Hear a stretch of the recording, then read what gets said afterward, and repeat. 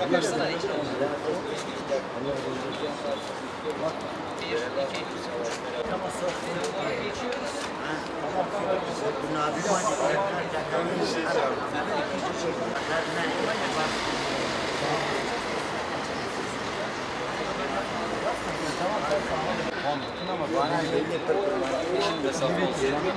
Tamamdır değil mi? Tamam. Şimdi kendilerin Kürtlükle alakası yok. Yok gelmediler. Çünkü Kürtlük Kürdistan olmakla geldiler.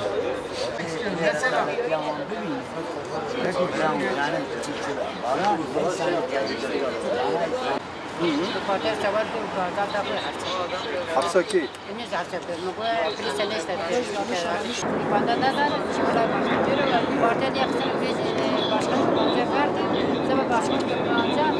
Şimdi birincisi prensip olarak, ilke olarak, yaşam hakkı, mutlak bir hakkı. Şimdi diyelim devletin onu hiç yapamaz. Dolayısıyla yaşam hakkı mutlak bir hakkı. Bizim o yaşam hakkı. Yani onlar görev yaptığı zaman devlete bütün polisleri hain ilan edebilir miyiz? Edemeyiz. Böyle bir kural var mı? Peki Hüseyin'i aynı tişkile. Eko ne havaya? Abi rekısına kurda neye? Mesela bu tepki nişan dediğinde sanki PKK temsilen Kürdistan etti. Alapavantı ne? Ben Salih Edizer, Yakup Edizer'in annesiyim. 9 Haziran'da benim oğlum 2015 tarihinde kayboldu. Yılında. Ben çocuğumu istiyorum. Bütün anneler gibi ben de geldim, eylemlerine katıldım. Ben de çocuğumu istiyorum HDP'den. Çocuğunuzla daha önce görüştünüz mü? Hayır, hiç görüşmedik çocuğumuzdan. Sadece Bir belirti var mesela. belirtisi böyle. Çocuğum okuyan bir çocuktu. Lise 2'ye gidiyordu. Bir 10-15 gün işte internet kafeye takıldı. Oradan kuzeni diyor, bana dedi ki Salih yenge dedi. Ona diyormuş HDP il başkanlığına git, ben oraya geliyorum diyormuş. Onu kandıran o arkadaşı oldu. O çocuğun adını da vermek istemiyorum. Benim çocuklarım öğrenmesin diyerek, çocuklarım çünkü onları linç ederler. Aile çünkü bizim yakınımızda oturuyorlar. Hiç haber alamadım. Sadece Eylemini gördünüz. evet. Çıkıp geldiniz. Aynen öyle. Ondan sonra tutup geldik buraya yani eşimle birlikte. Çocuğumuzu biz istiyoruz. Kağıthane ilçesinde HDP bürosunda kayboldu. Evet. Görenler Görenler kuzeni, bir arkadaşı işte postaladı onu. O yani. Süleyman Aydın. Süleyman Bey siz yaptınız. Oğlum Özkan Aydın. Ben oğlum da sürü içinde oturuyorduk. Ondan sonra arkadaşları mahalledekiler geldiler, dediler valla senin oğlunu götürmüşler. Nereye götürmüşler diye dağa götürmüşler. Ben gittim suç duyurusunda bulundum. Çocuk şubesine gittim. Oğlum da 15 yaşında.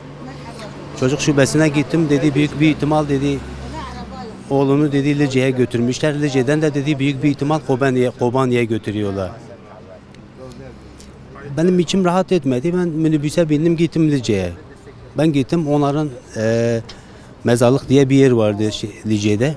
Ben gittim, benim oğlum PKK'nın elindeydi. Bana dediler ismi soy ismi nedir? İsmi soy ismini söyledim.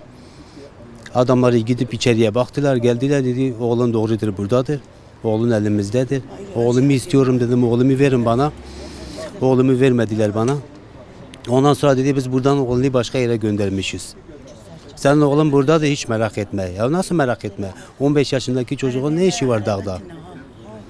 Ben de oğlum için geldim. Sur içinde binlerce çocuk zaten gitmiş. Kimse korkudan gelmiyor buraya. Halk korkuyorlar. Korkmasınlar, gelsinler. 14-15 yaşındaki çocuğun ne işi var dağda?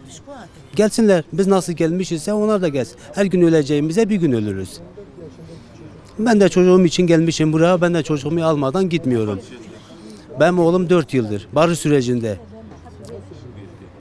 Barış sürecinde bunlar faydalandılar.